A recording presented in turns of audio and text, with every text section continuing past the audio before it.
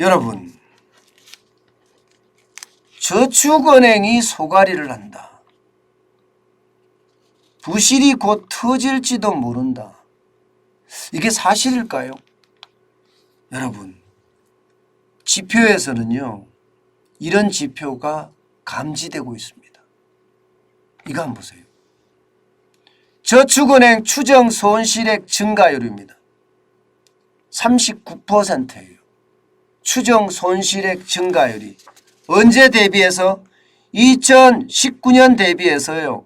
2021년에 지금 2019년 대비해서 2021년에 39%가 늘어났다는 사실이에요.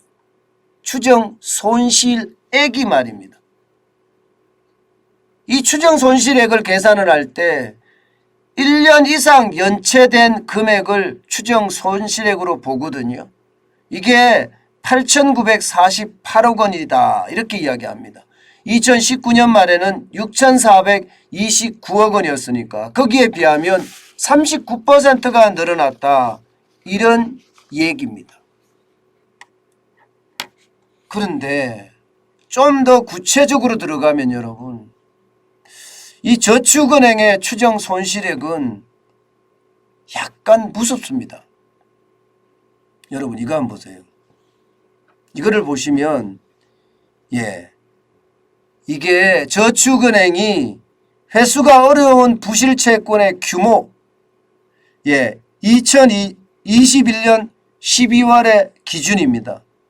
2조 1,908억 원입니다. 2조 1,908억 원. 이게 2020년 3월만 하더라도요. 1조 4,216억 원밖에 안 됐습니다.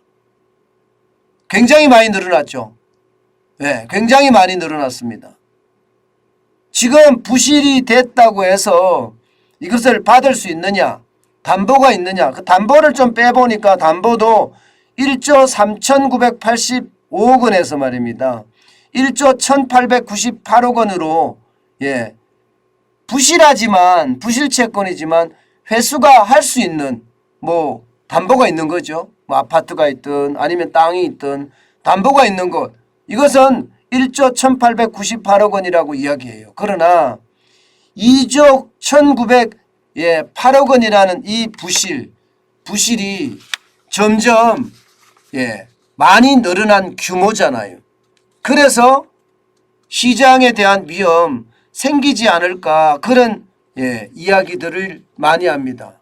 근데 더 중요한 것은요, 여러분, 대출 만기 연장 금액은 포함도 안 시켰습니다. 아직.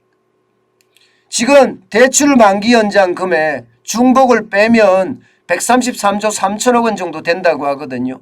대출 만기 연장이 65만 5천 건에 116조 6천억 원이고요. 원금 상환 유예 금액이 3만 7천 건에 11조 7천억 원이라고 하고요. 이자 상환 유예는 12,000건에 5조라고 합니다. 이걸 다 더하면 133조 3천억 원인데 이것은 아직까지 저축은행에서 빌린 부분은 다 아니긴 하지만 포함도 안 됐는데도 불구하고 지금 부실이 점점 커진다는 이야기예요. 제가 여러분들한테 그런 말씀을 드렸습니다. 이게 제일 먼저 터질 때가 결국은 장사를 못해서 원금이나 이자를 못 갚을 상태에 이르르면 제일 먼저 제3금융권이 터지고 이게 제2금융권으로 가서 결국은 제1금융권으로까지도 확장될 수 있다. 금융위기가 말입니다. 디폴트가 말입니다. 제가 그렇게 몇 번 말씀을 드렸습니다.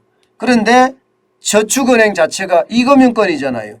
2금융권에서도 벌써 이런 얘기가 나온다는 건 여러분, 저는 충격이 있을 수 있다고 생각합니다. 게다가 말입니다. 여러분, 2금융권이 지금 대출한 거 보세요. 2020년 5월만 하더라도요.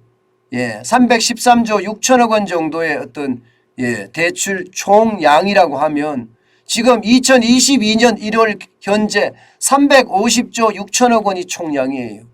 게다가 여러분 보시다시피 12월에 351조 4천억보다는 조금 내려갔죠.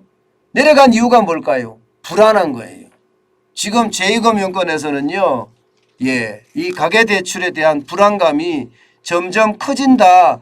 저는 이렇게 이야기할 수 있을 것 같습니다.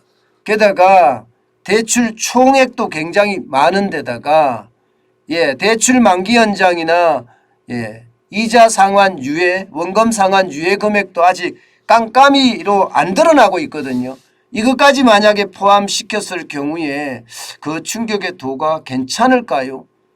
아마도 연체 기간이 계속 길어지고 떼일 가능성이 있는 금액들은 점점 많아지고 연체의 질은 점점 나빠지지 않겠느냐 하는 게 일반적인 예측입니다. 여러분, 사실 이 금액을 까봐야지 하는데요. 지금 이거를 한 번도 까보지 않았습니다.